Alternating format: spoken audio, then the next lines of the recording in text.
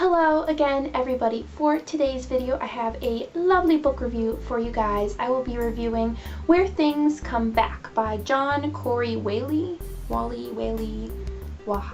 I don't know. I hope I pronounced that right. Okay, let's get started. So let me tell you guys a little bit about the plot of this book. I'm kind of just going to rehash the back because I don't want to give too much away. So this book actually has two plots to it. The main one being the story of Cullen the summer before his senior year of high school. His cousin is just overdosed, his aunt is heartbroken over it, and of course, as if things just couldn't get any crazier for him, this woodpecker, which was once extinct, has now mysteriously come back from the dead and has been spotted in his town. So now everybody's obsessed with that. And while all this is going on, the worst of it is that his little brother has just mysteriously vanished.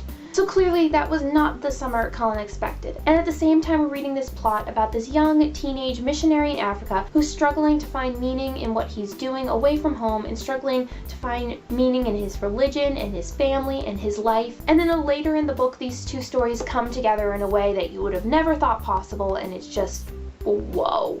I want to say right away that I really thoroughly enjoyed this book. I have a couple things that I want to talk about that I didn't like about this book later in this video, and I don't want it to come across that I hated this book with a burning passion and I just want to destroy it. Because that is just not true at all. First off, I loved the plot of this book. It was just a great breath of fresh air, I guess you could say. It wasn't like anything I've been reading recently. It wasn't a dystopian, it wasn't a romance, there wasn't any gunfights or car chases or giant explosions happening every 2 seconds. It was just a really interesting, meaningful, simple story that just had a lot of power behind it and really kept me entertained. I also really enjoyed the format of this book. Like I said, it has two plots, so we alternate chapters. At one point we're hearing from Cullen's point of view, then the next chapter we're reading about this missionary in Africa and what's unfolding over there. So it was just really nice to just get two stories. Get like two for the price of one. So, and when these two stories do eventually come together, it was just like, what? It was just honestly the most perfectness twist. It was great, but it was also a twist that made a lot of sense, and when it finally happened I was like, ugh, why didn't I think of that before? And there were some other twists along the way that definitely kept me entertained and definitely kept me on the edge of my seat a little bit. I think the biggest problem I had with this book is pretty much all my fault because I had unrealistic expectations for what it would be. If you guys have watched some of my other videos in which I mention this book, you'll notice that I was just really excited to read it because I've watched a ton of other great reviews on it. When I went to buy it, I just picked it up and I walked right to the cash register. I didn't even read the back. I just expected it to be incredible, and it was great and I loved it, but it was impossible to meet those expectations.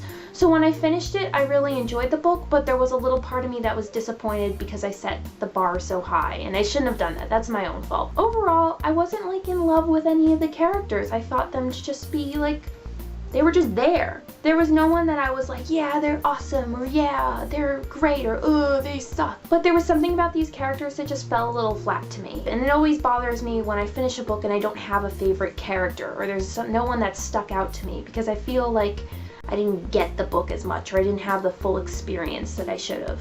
I think the other big issue that I had about this book is that it tackled a lot of really big issues. It's like family and religion and just all this stuff that every now and then I thought was just like gonna make my head explode. I think the author did a great job of writing the book. I will say that I know this is his debut novel, and I was very, very impressed by the fact that the first time this guy writes something, it's that. And I was just like, whoa.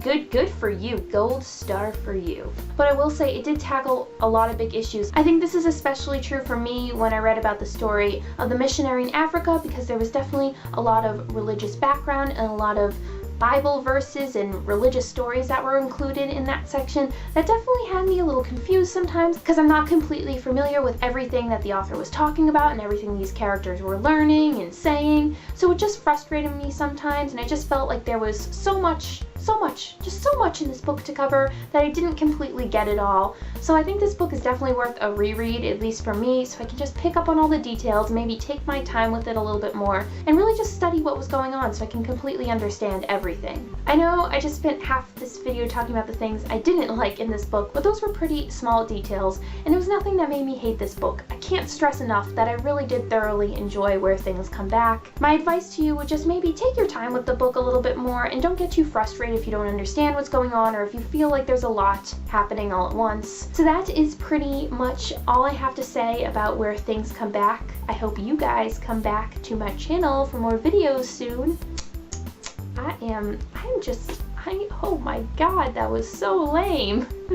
Thank you guys, as always, for watching. Let me know if you've read this book in the comments, what you thought about it, what you hated about it, what you loved about it, just anything at all. Thanks again for watching, guys, and I will see you soon. Bye!